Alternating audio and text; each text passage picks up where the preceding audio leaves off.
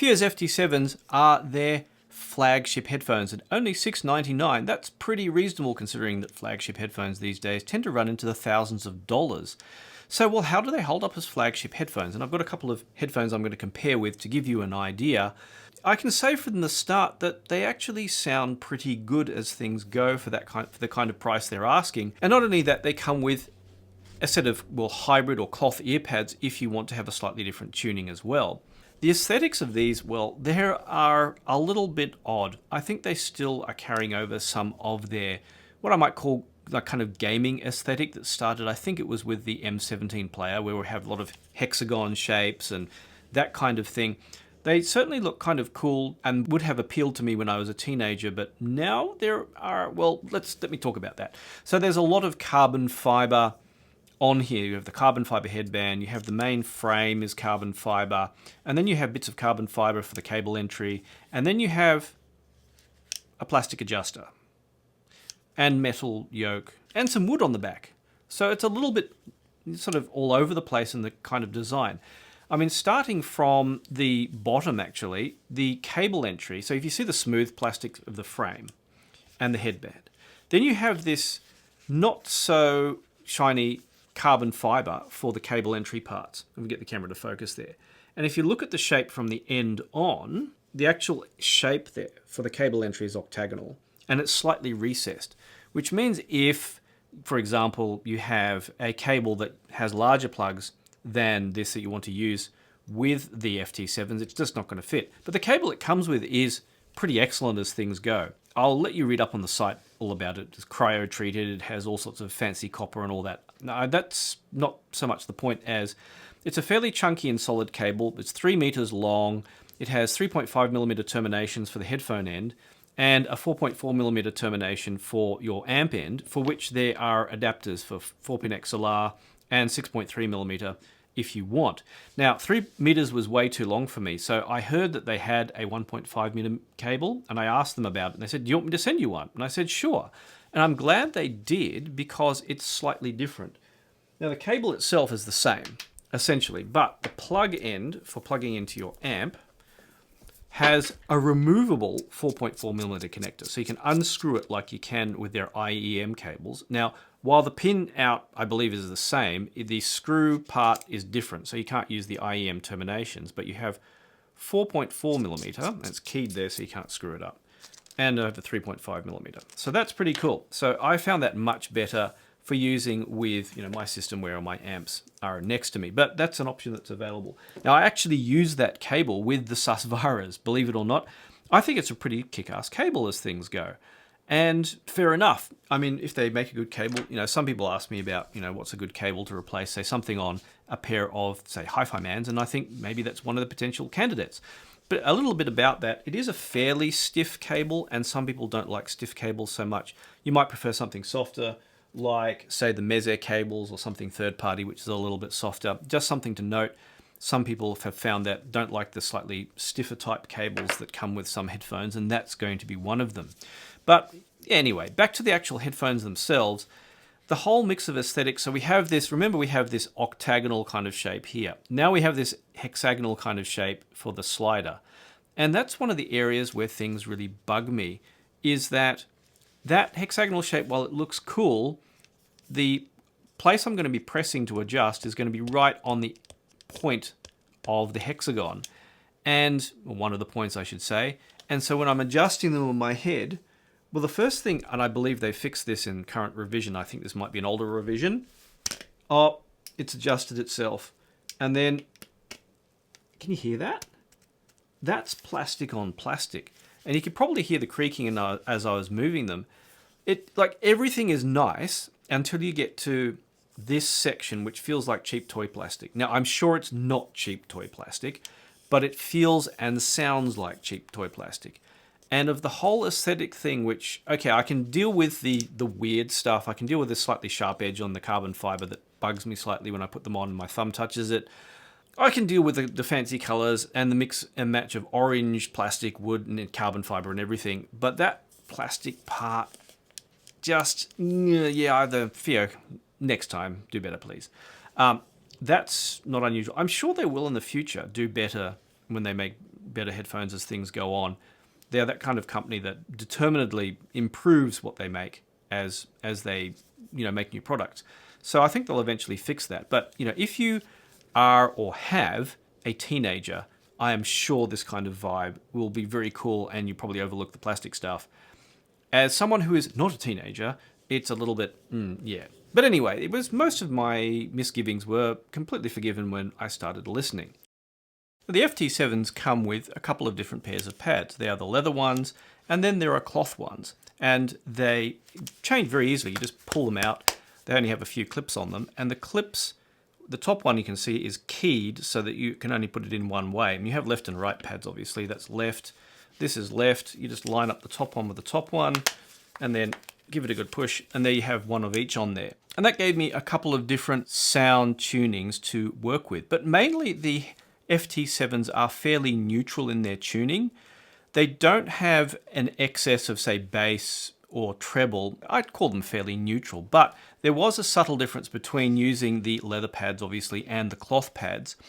With the leather pads, and that's how I started out, I found them to have a reasonable amount of detail, neutral presentation, and actually a fairly even soundstage, if not a super wide one. Now, if I took music, I was listening, just looking at my notes, to the Black Rebel Motorcycle Club, and I hope I don't mispronounce this, Hermanos Gutierrez and Leon Bridges in a track called Elegantly Wasted. I really like the name of that track. That sounds pretty funny. I found the treble on them was pretty good without being too bright or harsh to my ears. And it's always worth noting at this point that everyone's ears have a slightly different perception of the level of treble and the mid-range. And so for me, they were just about right. Not too bright, not too dark, about spot on. But do note that your impressions may vary compared to mine. And that made listening very good, especially to acoustic music and general kind of rock, which is not over-processed like Black Rebel Motorcycle Club and similar kind of music. And that left the sound stage not overly wide with the leather pads on. Not super wide. I've seen some people say that they found the soundstage super wide, but I'm not sure that they were using the leather pads. But one thing that was very good about it is there was a fairly good delineation of where all the instruments were in the sound space.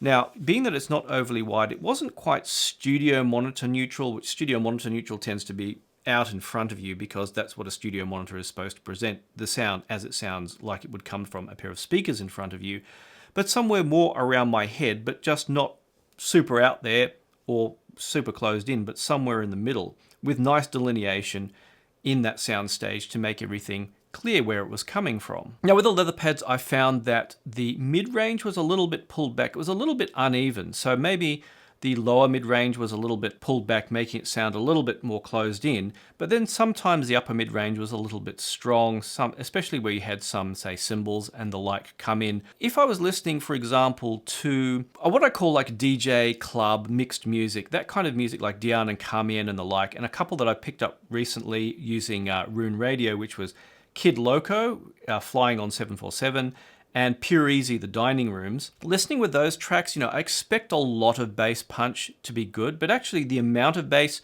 through the FT7s was sufficient for me. If there was a lot of bass in the track, there was plenty of bass in the FT7s. If there wasn't so much bass, there wasn't so much with the FT7s. But as FiiO designs a lot of their latest digital equipment to have EQ built in, and considering they have large drivers, that sets them up to have more bass added readily or the treble adjusted as necessary for your own preferences. Now, I didn't play around with EQ so much. I just wanted to understand how the headphones were straight up. And being neutral, that means a good bass for tuning in some EQ to your preference, obviously. Now, on that last track, such as Pure Easy, the cymbals were more present than the bass. And then I think the overall balance, that led to being the upper mid-range was slightly forward, to them sounding a little bit more closed in. That might be to everyone's preferences. But for that kind of music, I can listen using headphones such as Odyssey's LCD5s, which are also upper mid-range focused, and I don't need a super wide soundstage or a super amount of bass to really enjoy that kind of music anyway. That gave me a feeling that the presentation with the leather pads on was very, what I'd describe as deliberate sounding.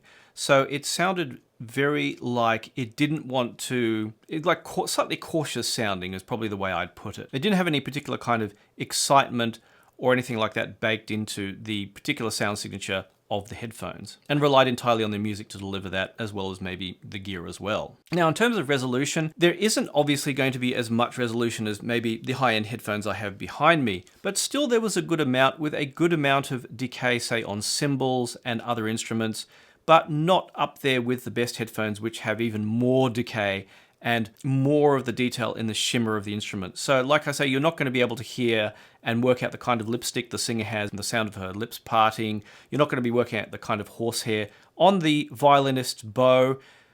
Yeah, I'm being slightly silly here, but that kind of thing. You're not going to hear that super ultra micro detail, but there was sufficient that, say, in tracks such as Jazz and the New Harmonic Primal Scream, or I should say album from David Chesky. It's such a cool sound. For jazz, it's such a cool sounding name, Primal Scream.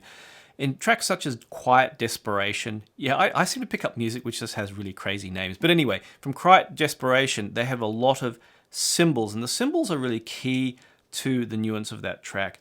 And I could hear some decay, though not quite as much as I got out of higher end headphones that I usually listen with. But still, it presented the main feeling of the track quite well, and I very much enjoyed it. This led me to switching to the cloth pads. Now, the cloth pads evened out some of that lower mid-range, upper mid-range unevenness to spread things out a little bit more. So they ended up leaving the headphones sounding a little bit more conventional, like I'm used to. And at that point, listening to some interesting music, Jessica Hoop's Free of the Feeling, featuring Lucius. This is a really weird track. It's probably what I'd describe as experimental folk. It's the kind of oddball stuff that I like. But from that track, I ended up forgetting to take any notes because I was just enjoying listening. And that's the main thing about these headphones, is they can give you that enjoyment of listening to music. That, that's what you're aiming for in buying these, not nitpicking over fine details. And so that for me is what made it for the FT7s, despite some of the niggles, but we're not quite there yet. While I was listening, I was thinking about the sound overall, and there's something that was creeping up in the back of my mind, was that even with the cloth pads on, all the leather pads, there was a slight haze through the mid-range. And I suspect, and I'll explain why in a bit, that it is probably the sound reflecting very slightly off the back grille of the headphones. And this was an issue that happened with Hi-Fi Man headphones, which is why they created the Unveiled series, where they removed as much of the back as possible, so that, when you put these headphones on your head, similar to a lot of modern headphones that have very light drivers, you can put your hands out here and you will start to get sound reflections off your hands.